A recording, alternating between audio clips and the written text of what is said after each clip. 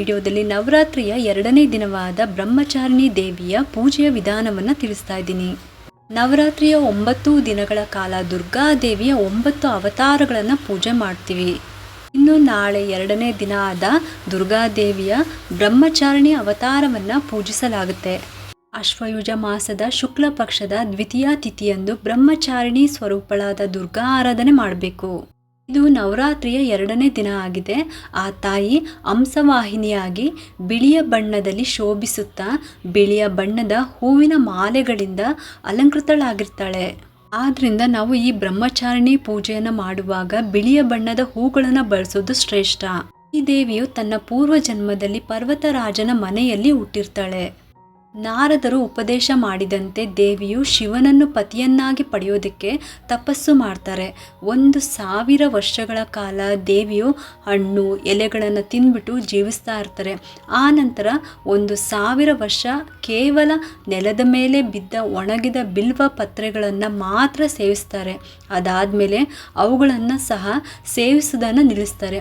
ಹೀಗೆ ಸಾವಿರಾರು ವರ್ಷ ಆಹಾರವನ್ನು ಸೇವಿಸದೆ ತಪಸ್ಸು ಮಾಡಿದ ದೇವಿಯು ಎಲೆಗಳನ್ನೂ ಸಹ ಸೇವಿಸುವುದನ್ನು ನಿಲ್ಲಿಸಿದ್ರಿಂದ ಆ ತಾಯಿಗೆ ಅಪರ್ಣಾ ಎಂಬ ಹೆಸರಿನಿಂದಲೂ ಕರೆಯಲಾಗುತ್ತದೆ.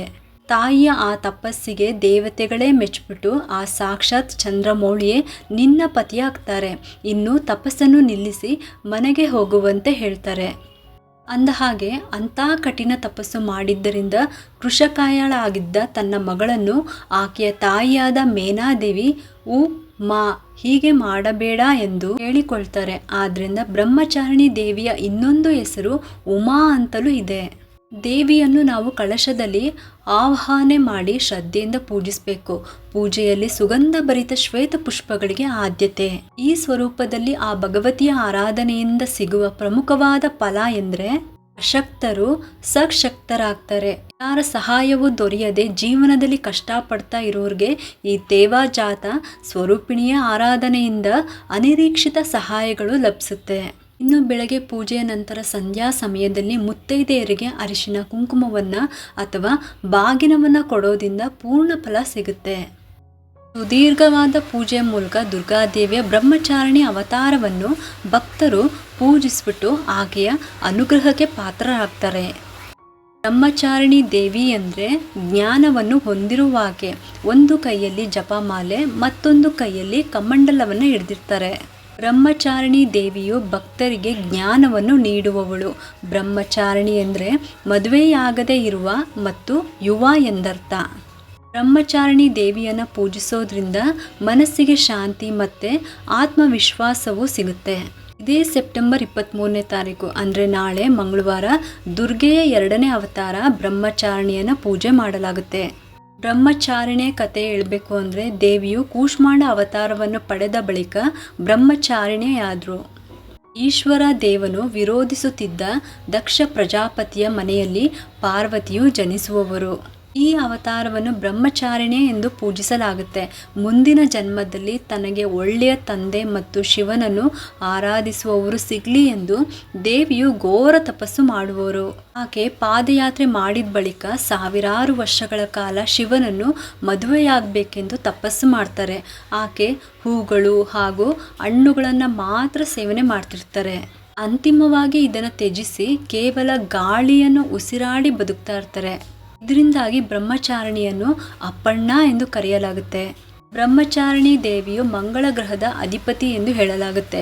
ಆಕೆಯು ಎಲ್ಲ ಅದೃಷ್ಟವನ್ನು ನೀಡುವವಳು ಮತ್ತು ಭಕ್ತರ ಮಾನಸಿಕ ಶೋಭೆ ನಿವಾರಣೆ ಮಾಡಿ ಅವರ ದುಃಖ ನಿವಾರಿಸುವವಳು.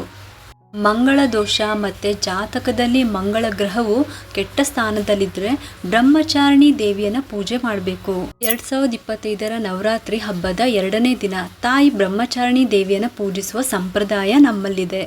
ಈ ಬ್ರಹ್ಮಚಾರಿಣಿ ದೇವಿಯು ಯಾವಾಗಲೂ ತಪಸ್ಸಿನಲ್ಲಿರೋದಕ್ಕೆ ಬಯಸ್ತಾರೆ. ಹಾಗಾಗಿ ಆಕೆಗೆ ಗುಲಾಬಿ ಹೂಗಳನ್ನು ಅಥವಾ ಮಲ್ಲಿಗೆ ಹೂಗಳನ್ನು ಅರ್ಪಿಸೋದು ತುಂಬಾ ಒಳ್ಳೆಯದು.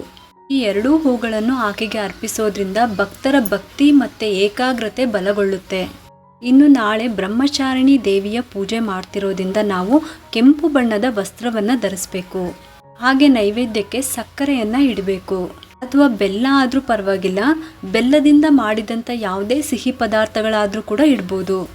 ಬೆಲ್ಲದನ್ನ, ಸಿಹಿ ಸಜ್ಜಿಗೆ ಈ ರೀತಿ ಎಲ್ಲ ಮಾಡ್ಬೋದು. ನೀವು ಆ ದಿನ ಅಂದರೆ ನಾಳೆ ಪ್ರಸಾದವನ್ನು ಯಾವುದಾದ್ರೂ ಮಾಡಲೇಬೇಕಾಗುತ್ತೆ. ಈ ಒಂದು ಬೆಲ್ಲವನ್ನು ಉಪಯೋಗಿಸ್ಕೊಂಡು ನೀವು ಪ್ರಸಾದವನ್ನು ಮಾಡಬೇಕು. ಅಥವಾ ಬೆಲ್ಲದ ಪಾನಕ ಆದರೂ ಮಾಡ್ಬೋದು. ಅಮ್ಮನವರಿಗೆ ಪ್ರಸಾದ ಮಾಡಿ ನೈವೇದ್ಯ ಇಟ್ಬಿಟ್ಟು ನೀವು ಪೂಜೆಯನ್ನು ಶುರು ಮಾಡ್ಕೋಬೋದು. ಇನ್ನು ನಾನು ಹೂಗಳು ಅಂತ ಬಂದಾಗ ನಾನು ಆಗಲೇ ಹೇಳ್ದಂಗೆ ಕೆಂಪು ರೋಸು, ಕೆಂಪು ದಾಸವಾಳ ಈ ಥರ ಹೂನ ಇಟ್ಟು ಪೂಜೆನ ಮಾಡ್ಕೋಬೋದು.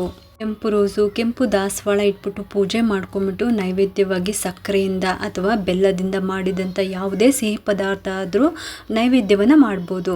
ಇನ್ನು ಮಂತ್ರ ಬಂದು ಓಂ ಬ್ರಹ್ಮಚಾರಿಣೇ ನಮಃ ಅಂತ 108 ಸಲ ಹೇಳ್ಕೊಳ್ಳಿ. ಇದನ್ನು ನೀವು ಕುಂಕುಮದಿಂದ ಆದರೂ ಅರ್ಚನೆ ಮಾಡ್ಕೋಬೋದು ಅಥವಾ ಹೂಗಳಿಂದ ಆದರೂ ಅರ್ಚನೆಯನ್ನು ಮಾಡ್ಕೋಬೋದು. ಒಟ್ಟಿನಲ್ಲಿ 108 ಸಲ ಇದನ್ನು ಹೇಳ್ಕೋಬೇಕು. ನೀವು ಕೂಡ ಕೆಂಪು ಬಣ್ಣದ ಸೀರೆಯನ್ನು ಉಟ್ಕೊಂಡ್ಬಿಟ್ಟು ಈ ತಾಯಿಯ ಪೂಜೆಯನ್ನು ಮಾಡಲೇಬೇಕು. ಇನ್ನು ಸಂಜೆ ಹೊಸ್ಲು ಪೂಜೆನಲ್ಲೂ ಕೂಡ ಮರಿದಂಗೆ 2 ಮಣ್ಣಿನ ದೀಪವನ್ನು ಹಚ್ಚಬೇಕು. ಹೊಸ್ಲತ್ರ ದೀಪ ಹಚ್ಚಿದ ಮೇಲೆ ನೀವು ಬೊಟ್ಟನ್ನು ಇಡೋದನ್ನು ಮರಿಬೇಡಿ. ನಾಳೆ 2ನೇ ಬೊಟ್ಟನ್ನು ಇಡಲೇಬೇಕು. ಇದಿಷ್ಟು ಕೂಡ ನವರಾತ್ರಿಯ 2ನೇ ದಿನವಾದ ಬ್ರಹ್ಮಚಾರಿಣಿ ದೇವಿಯ ಪೂಜೆಯ ವಿಧಾನ. ನಿಮಗೆಲ್ಲರಿಗೂ ಈ ಒಂದು ವಿಡಿಯೋ ಇಷ್ಟ ಆಗಿದ್ದರೆ ಒಂದು ಲೈಕ್ ಮಾಡಿ, ಶೇರ್ ಮಾಡಿ ಮತ್ತು ಸಬ್ಸ್ಕ್ರೈಬ್ ಮಾಡಲು ಮರಿಬೇಡಿ. ಏಕೆಂದರೆ ನೀವು ಮಾಡೋ ಒಂದು ಸಬ್ಸ್ಕ್ರೈಬಿಂದ ನಮ್ಮಂತಹ ಸಣ್ಣ ಸಣ್ಣ ಚಾನಲ್ಸ್ಗೆ ಒಂದು ಸಪೋರ್ಟ್ ಮಾಡ್ದಂಗೆ ಆಗುತ್ತೆ. ಮತ್ತೆ ಸಿಗ್ತೀನಿ ಮುಂದಿನ ಹೊಸ ವಿಡಿಯೋದೊಂದಿಗೆ ಅಂತ ಹೇಳ್ತಾ ಈ ವಿಡಿಯೋನ ಮುಗಿಸ್ತಾ ಇದ್ದೀನಿ. ಸರ್ವೇ ಜನ ಸುಖಿನೋ ಭವಂತು.